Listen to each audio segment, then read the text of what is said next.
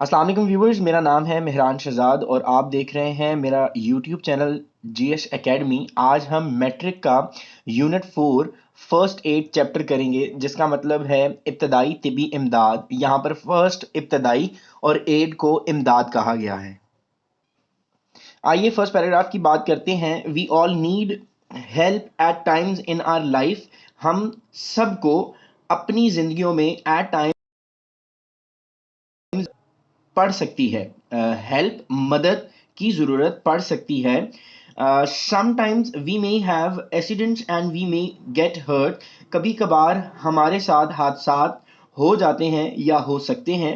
And we may get hurt, और हम ज़ख्मी हो जाते हैं। या यहाँ पर जब भी मे का लफ्ज़ इस्तेमाल होगा तो आप सकते का लफ्ज़ इस्तेमाल करेंगे।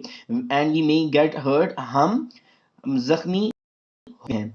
When we are injured or suddenly become unwell, जब हम जख्मी होते हैं या अचानक, unwell का मतलब बीमार, we need someone to help us, हमें किसी की someone किसी की मदद की जरूरत पड़ती है।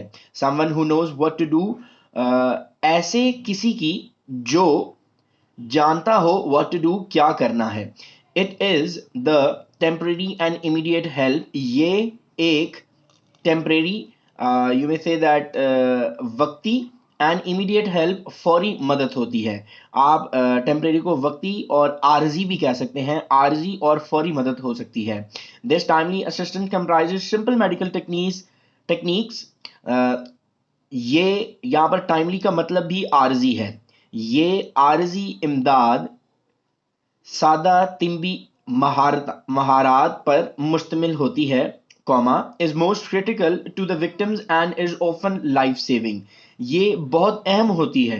यहाँ पर विक्टिम्स को आप शिकार भी कह सकते हैं और मरीज भी कह सकते हैं। मरीजों के लिए बहुत अहम होती है और अक्सर लाइफ सेविंग, जान बचा जाती है या बचा देती है। एनी ले पर्सन, यहाँ पर ले का मतलब आप कॉमन लेंगे।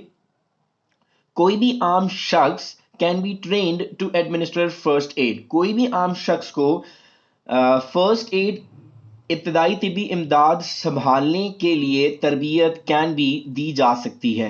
एडमिनिस्टर के आगे बहुत से सरनाम आएंगे तो आप को मैं इंशाल्लाह बता दूंगा, तो आप कंसंट्रेशन के साथ देखिएगा। This first aid can be carried out using minimal equipment. ये इब्तदाई तिबी इमदाद, मिनिमल इक्विपमेंट का मतलब होता है कम अज कम आलात, इक्विपमेंट आलात या साजो सामान, कम अज कम आलात इस्तेमाल करके किया जा सकता है या की जा सकती है। First aid knowledge ranges from taking care of cuts. ये जो पहली तिबी इमदाद है, इसका इल्म टेकिंग केयर ऑफ कट्स, जख्मों के ख्याल रखने से, रेंजेस का मतलब यहां पर लेकर है, लेकर डीलिंग विद अनकॉन्शियस विक्टिम, बेहोश मरीज के साथ या बेहोश मरीज को संभालने तक होता है। जिस तरह मैंने आपको बताया था कि एडमिनिस्टर और डीलिंग एक दूसरे के सिनोनिम्स हैं। सेकेंड पैराग्राफ की बात करते हैं तो handling minor accidents at home और on the road develops sense of crisis management. Handling का मतलब भी डीलिंग, एडमिनिस्टर है। तो तीन सिनोनिम्स आपको मैंने बता दिए हैं। इसका मतलब भी संभालना है। माइनर एक्सीडेंट्स कहते हैं मामूली हादसात को, एट होम और ऑन द रोड, रोड को रोड ही कहेंगे यहाँ पर। डेवलप्स पैदा करते हैं a sense of crisis of management, मुश्किल या हंगामी सूरत हाल की समझ बूझ को पैदा करते हैं। Handling minor accidents at home और ऑन द रोड, घर या रोड पर माइनर एक्सीडेंट्स, मामूली हादसात को संभालना। क्राइसिस ऑफ मैनेजमेंट का मतलब है हंगामी सूरत हाल की समझ बूझ को पैदा करते हैं। This may prepare people to tackle, tackle handling, administer dealing, ये चारों एक दूसरे के सिनोनिम्स हैं। This may prepare people to tackle, ये लोगों को unexpected emergencies with great confidence, बहुत ज्यादा हौसले के साथ, अनएक्सपेक्टेड इमरजेंसी को कहते हैं गैर मुतवक्का मुश्किलात को संभालने के लिए मे प्रिपेयर तैयार कर सकता है। Minor cuts and scrapes usually do not need to go to the emergency room. ये जो मामूली खराशें और जख्म होते हैं, ये ज्यादातर इमरजेंसी रूम में नहीं लेकर जाए जाते या इमरजेंसी रूम में नहीं लेकर जाने की जरूरत होती है। येट फिर भी प्रॉपर केयर इज एसेंशियल, मुकम्मल ख्याल एहतियात इज एसेंशियल ज़रूरी होती है टू अवॉइड इन्फेक्शन और अदर कॉम्प्लिकेशंस। दूसरे पेचीदगियों और ज़ख्मों से बचने के लिए फिर भी मुकम्मल ख्याल की ज़रूरत होती है। Following guidelines can help us to following guidelines can help you to handle crisis and take care of all। दर्ज झेल हदायत की मदद से हम क्राइसिस मुश्किल सूरत हाल को हैंडल संभाल सकते हैं and take care of all और इन तमाम का ख्याल रख सकते हैं। जैसा कि पहले आपको हेड गाइडलाइन जो है वो स्टॉप द ब्लीडिंग है। ये हदायत है अगर आपका मतलब कि कोई एक्सीडेंट हो जाए और आपसे नहीं संभाला जा रहा है तो आपको कम से कम फर्स्ट एड जरूर आनी चाहिए। Minor cuts and scrapes usually stop bleeding on their own. ये जो मामूली खराशें और जख्म होते हैं ये आमतौर पर खुद ब खुद इनका खून जो है रुकना बंद हो जाता है। If they don't apply gentle pressure with a clean cloth और बैंडेज, अगर इन पर साफ कपड़े या पट्टी से हल्का सा दबाव जेंटल प्रेशर हल्का सा दबाव अप्लाई नहीं किया जाएगा तो खून शायद निकलता ही रहे। Hold the pressure continuously for 20 to 30 second and if possible elevate the wound. कम अज कम आपको जो जख्म को दबा कर रखना है वो 20 से 30 सेकंड दबा के रखना है, या अगर मुमकिन है तो एलिवेट द वाउंड। जख्म को एलिवेट मतलब के बुलंद कर दें, थोड़ा सा ऊंचा कर दें। Hold the pressure continuously for 20 to 30 seconds. जो दबाव है उसको 20 से 30 सेकंड कॉन्टिन्यूसली लगातार मुसलसल दबा कर रखें एंड और अगर मुमकिन है तो जख्म को ऊपर कर दें, ऊंचा कर दें या बुलंद कर दें। Don't keep checking to see if the bleeding has stopped because this may damage और dislodge the clot that is forming and cause.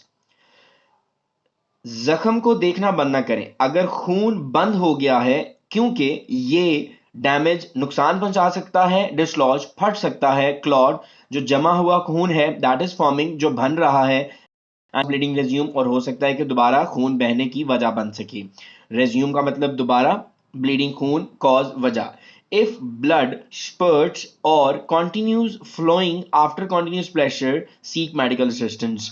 अगर खून जो है जो जमा हुआ खून है वो दोबारा से फट जाए या उसको नुकसान पहुंच जाए और कंटिन्यूज अगर जारी रहे फ्लोइंग उसका खून का बहना लगातार दबाव के बाद भी, सीक मेडिकल असिस्टेंस, अपने डॉक्टर से राब्ता करें या डॉक्टर की हदायत को हासिल करें। Clean the wound, rinse out the wound with clean water. Clean the wound जख्म को साफ करना और रिंस आउट द वाउंड मतलब कि धोना। रिंस का मतलब यहाँ पर धोना है। विद क्लीन वाटर, साफ पानी के साथ जख्म को धोएं। To clean the area around the wound use soap and a wash cloth. अगर आप जो जख्म है उसके गिर्द मतलब कि इर्द गिर्द की जो सतह है उसको साफ करना चाहते हैं तो साबुन का इस्तेमाल करें और एक साफ कपड़े का भी इस्तेमाल करें। But soap can irritate the wound, लेकिन ये जो साबुन है ये आपके जख्म को इरिटेट मतलब के उलझन कर सकता है। So try to keep it out of the wound. Actual wound का मतलब होता है असल जख्म से इसको दूर रखने की कोशिश करें। इफ डर्ट और debris remains in the wound after washing, अगर रेशा जख्म में आफ्टर वॉशिंग धोने के बाद भी रिमेन्स रह जाए, डेब्रिस का मतलब रेशा है, use tweezers clean with alcohol. तो आप ट्विजर्स का इस्तेमाल करें जो अल्कोहल से साफ हैं टू रिमूव द पार्टिकल्स, जर्रात को हटाने के लिए या ख़त्म करने के लिए। If debris remain still remains, अगर रेशा फिर भी रह जाए, सी योर डॉक्टर, अपने डॉक्टर को दिखाएं। Thorough cleaning reduces the risk of infection and tetanus. ये जो मुकम्मल सफाई सुथराई है ये खतरे को कम करती है। किस चीज़ के खतरे को? इन्फेक्शन को और टेटनस को। इन्फेक्शन जख्म को कहते हैं, टेटनस आप टेटनस को ही कहेंगे।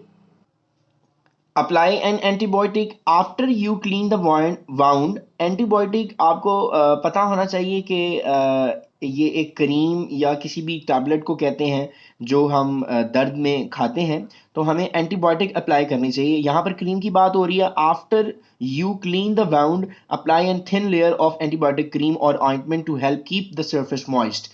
जब आपने जख्म को साफ कर लिया है आफ्टर, उसके बाद apply thin layer. Thin layer का मतलब यहाँ पर बारीक सतह है, अप्लाई मतलब लगाएं एन एंटीबायोटिक क्रीम, एंटीबायोटिक को आप एंटीबायोटिक ही कहेंगे, ऑइंटमेंट को यहाँ पर बाम कहेंगे, to help keep the surface moist, ताकि जो हमारी सतह है उसको नम रखा जा सके या नम रखने में हेल्प मदद की जा सके। The products don't make the wound heal faster, ये जो हम अशिया जिनको इंग्रेडिएंट्स कहते हैं, जो अशिया क्रीम्स में इस्तेमाल होती है, वो हमारे don't make the wound heal faster, ये हमारे जख्म को जल्द नहीं भरती, तेजी से नहीं भरती, बट लेकिन they can help your bodies natural healing process work faster, लेकिन ये जो आपका कुदरती अमल है जख्म के भरने का, यहाँ पर हीलिंग का मतलब भरना है, नेचुरल कुदरती और जिस्म, कुदरती जख्म के भरने के काम को वर्क फास्ट जल्द तेज कर सकती है। सर्टेन इंग्रेडिएंट्स, कुछ या खास जो अशिया होती हैं इन सम ऑइंटमेंट, कुछ बामों में, can cause a mild rash, आपको माइल्ड रैश कर सकती हैं। इन सम पीपल, कुछ लोगों में मतलब कि निशान पैदा कर सकती हैं। इफ अ रैश अपीयर्स, अगर तो निशान पेयर्स जाहिर हो, स्टॉप यूजिंग द ऑइंटमेंट, आप उस बाम को, उस क्रीम को मतलब कि बंद कर दें इस्तेमाल करना, क्योंकि कुछ लोग एलर्जिक्स हो जाती हैं, साइड इफेक्ट्स हो जाते हैं, तो इन चीज़ों को आपको इस्तेमाल करना बंद कर देना चाहिए। कवर द बाउंड, जख्म को ढकना ढांपना ज़रूर चाहिए। Bandages keep help the wound clean and keep harmful bacteria out, ये जो पट्टियाँ होती हैं, बैंडेजेस का मतलब यहाँ पर पट्टियाँ हैं, ये हमें मदद करती हैं ज़ख्म को साफ रखने में, एंड और ये जितने भी जरासीम हैं हार्मफुल, जितने भी नुकसानदेह खतरनाक जरासीम हैं, उनको भी दूर रखने से पट्टियाँ हमारी मदद करती हैं। After the wound has heal, जैसे ही जख्म भर जाए, enough to make infection unlikely, जख्म को हम किसी तरह से एक्सपोजर दे जाएं, मतलब कि खुला छोड़ दें टू द एयर, हवा में, तो will speed the wound healing, आपके जख्म को बहुत तेज़ी के साथ ये भर सकते हैं। चेंज द ड्रेसिंग, आपका नेक्स्ट चेंज द ड्रेसिंग आपका नेक्स्ट क्या कहते हैं हदायत हैं, हेडलाइंस हैं, सॉरी गाइडलाइंस हैं। Change the dressing at least daily और व्हेनेवर इट बिकम्स वेट और डर्टी, आपको पट्टियाँ जो हैं जो पट्टी की होती है उसको तकरीबन हर रोज़ बदलना चाहिए, और जब कभी ये गीली हो जाए या पट्टी गंदी हो जाए उसको बदल लें। If you are allergic to the adhesive use in most bandages, अगर तो आपको एलर्जी है, एडहेसिव कहते हैं चिपचिपी पट्टियों से, तो आपको स्विच कर लेना चाहिए एडहेसिव फ्री ड्रेसिंग्स पर, जिनमें चिपचिपाहट नहीं होती, उन पट्टियों की तरफ आपको बदल लेना चाहिए पट्टियाँ। और स्टेरलाइज्ड गॉज, या आपको जालीदार एक पट्टी होती है उसको इस्तेमाल करना चाहिए और उसको पेपर टेप के साथ लगा लेना चाहिए। गॉज रोल और लूजली अप्लाइड इलास्टिक बैंड, या आपको गॉज रोल का मतलब है जाली वाला जो रोल होता है उसको इस्तेमाल करें, या ऐसी पट्टी जिसके साथ इलास्टिक लगा हो अप्लाइड, उसको लगाएं। These supplies generally are available at pharmacies, ये आपको बिल्कुल आराम से ये तमाम अशिया, तमाम चीज़ें फराहम की जा सकती हैं फार्मेसीज से। Watch for science of infection, आपको हमेशा याद रखना चाहिए अगर जख्म है तो उसकी अलामात ज़रूर आएंगी। सी your doctor if the wound is healing और यू नोटिस एनी रेडनेस, या तो आप डॉक्टर से रुजू करें अगर आप साइंस देखें कि इन्फेक्शन ठीक हो रहा है या नहीं हो रहा। दोनों हालतों में आपको डॉक्टर से रुजू करना चाहिए, क्योंकि डॉक्टर को ज़्यादा बेहतर पता होता है। तो आपने अगर कोई नोटिस किया है रेडनेस को, तो आप प्लीज़ डॉक्टर से रुजू करें। इंक्रीजिंग पेन, दर्द बढ़ रही है, ड्रेनेज, अगर उसमें जख्म में वार्मथ और स्वेलिंग या तो सोजन हो गई है। अब आप देख सकते हैं नीचे फर्स्ट एड किट लिखी हुई है, ये आपकी सिर्फ इन्फॉर्मेशन के लिए है, क्वेश्चन आंसर्स के लिए है। इसी तरह हमारा ये चैप्टर जो है आज ख़त्म किया है मैंने, तो कोशिश करें कि आप मेरे साथ इन टच रहें। Stay tune with my channel. आप अपनी मज़ीद वीडियोज़ जो इस मैट्रिक के चैप्टर्स की है ट्रांसलेशन के हवाले से देख सकते हैं। अगर आपके कोई क्वेश्चन है काइंडली आप मुझे कमेंट में ज़रूर लिखें, तो इंशाल्लाह मैं आपको उसका आंसर दूंगा। अल्लाह हाफिज़।